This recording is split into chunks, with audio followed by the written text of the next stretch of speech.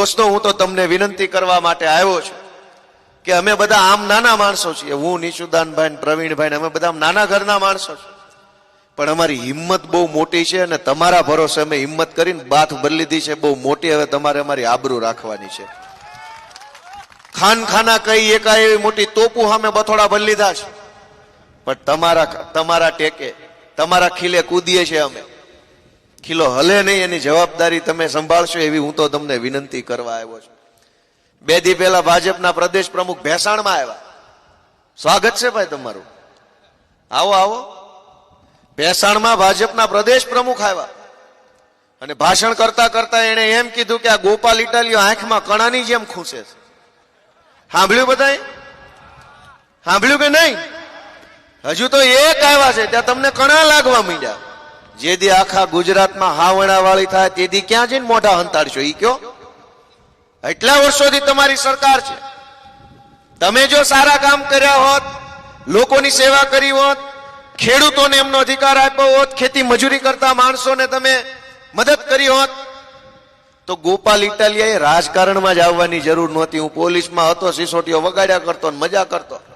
આ તમારા પાપે અમારે રાજકારણમાં આવવું પડ્યું, તમારા પાપે અમારે ચૂંટણીઓમાં ઉભું રહેવું પડ્યું, અને તમારા પાપે પબ્લિકે અમારો હાવણો દબાયો, અને હવે તમને અમે ખૂંસવા માંડ્યા. અને પાછી એને એવી વાત કરી ભેસાણમાં આવીને, કોક માણા ગામડામાં આવ્યો હોય તો ઈ ગામની વાત કરે. ભેસાણમાં ઉભા ઉભા ભાજપના પ્રદેશ પ્રમુખે એવું કીધું કે મારા વાલા ભેસાણના ખેડૂતો, પશ્ચિમ બંગાળની હાલત જોવો, તમે કેરળની હાલત જોવો. હવે એને શું કેવું કાકા? ભેસાણ વાળાને કેરળ વાળાને શું લેવા દેવા? ક્યાં ભેસાણ ને ક્યાં કેરળ? તોય કે કેરળની હાલત જોવો. મારે ભાજપના પ્રદેશ પ્રમુખને કેવું છે કે 50 બસો મૂકો, વોલ્વો 80 વાળી, અમે બધા બેહીને હાલત જોઈ આવી રૂબરૂમાં કેવી છે એમ. લઈ જાવ ને જોવા, લઈ નથી જવા. માઇકમાં એમ કેવું હાલત જોવો, મૂકો બસો. મેં મૂકી હતી ગાંધીનગરની હાલત જોવા કે ત્યાં કેવી સરકસ હાલે છે ભાજપનું. અમે મૂકી બસો. મેં એમ નહોતું કીધું ગાંધીનગરની હાલત જોવો, મેં બસો મૂકી. હાલો બેહો, રૂબરૂ બતાવો કઈ સરકસ કેવું હાલે છે ભાજપનું. અહીં જે મોટા પોળા પોળા થઈને હાલે છે ને એનું ન્યા કઈ હાલતું નતું, એ અહીંયા જ પોળા હાલે છે. ન્યા તો લાઈનમાં ઉભું રહેવાનું, ફોટો પડાવવાનો, 2 સેકન્ડમાં રવાના. હવે ભાજપ વાળા શું ધંધા આદરા છે એ જોવો. આ લોકોની એક ટેકનિક છે. વિસાવદરના ખેડૂતોના આશીર્વાદથી હું ધારાસભ્ય બન્યો એટલે મને ખબર પડી, નકર આ કોઈ દી બહાર ન આવે. આ આખા ભાજપ વાળાની એક ટેકનિક એવી છે કે મહિનામાં 4-5 વખત ગાંધીનગર જવાનું. કાંઈ કામ ન હોય ને કાંઈ કાજ ન હોય, કાંઈ કામ હોય તો ન્યા ઓલા ગરવાઈ દે એમ નથી, પણ મહિનામાં 2-3 વખત ગાંધીનગર જાય અને ન્યા જે નેતા હાથમાં આવી જાય, ભૂલે ચૂકે કે ન્યા ઓફિસમાં હાજર હોય ના જાય એટલે સાહેબ ફોટો પડાવી દો ને પ્લીઝ, એક ફોટો.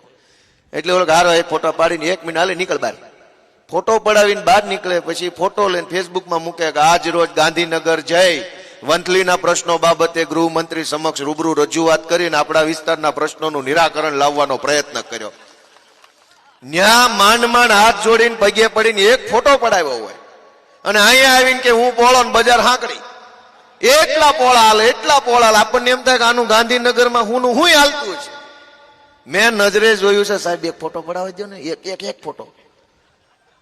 હાથ જોડીને ફોટા પડાવીને પછી ગામને રોડે ચડાવે છે કે આનું ઉપર બહુ મોટું ઉપસ. કોઈનું ન્યા ગાંધીનગર તમે જેની હારે ફોટો પડાવો ને એનું કઈ ઉપસતું નથી અત્યારે સરકારમાં.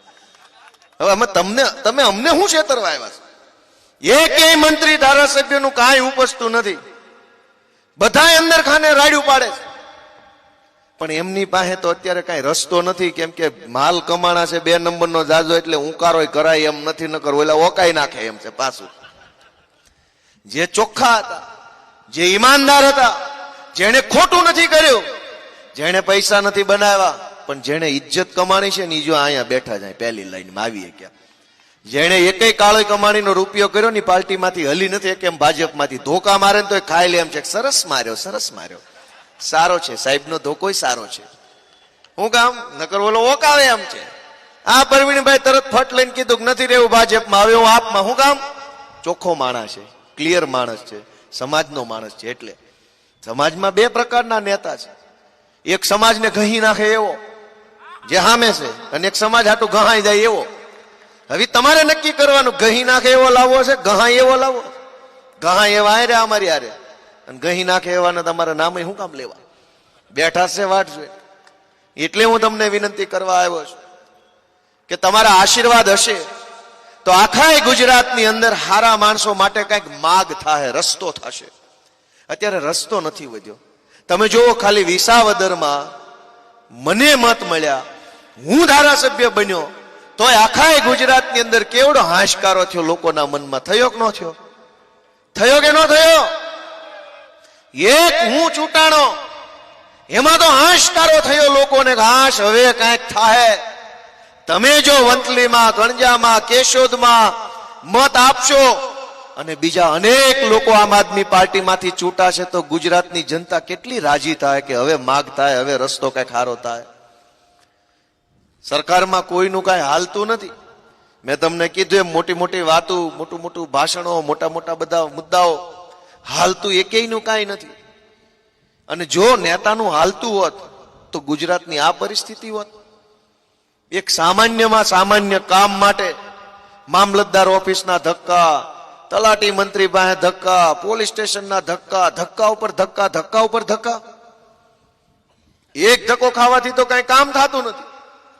તો નેતાઓનું એટલું જ બધું હાલતું હોત તો એની સરકારના માણસોની કહેતા ન હોત કે ધક્કા ન ખવડાવતા પબ્લિકને. એકેયનું કાંઈ હાલતું નથી, ખાલી પબ્લિકને ધમકાવવામાં જ હોશિયાર છે. ગોવિંદભાઈ હમણાં મારું ધ્યાન દોરતા હતા એ કે આ વખતે ઘઉંના ભાવ નથી આવ્યા બરાબર અને એમાં પબ્લિક બહુ નારાજ છે.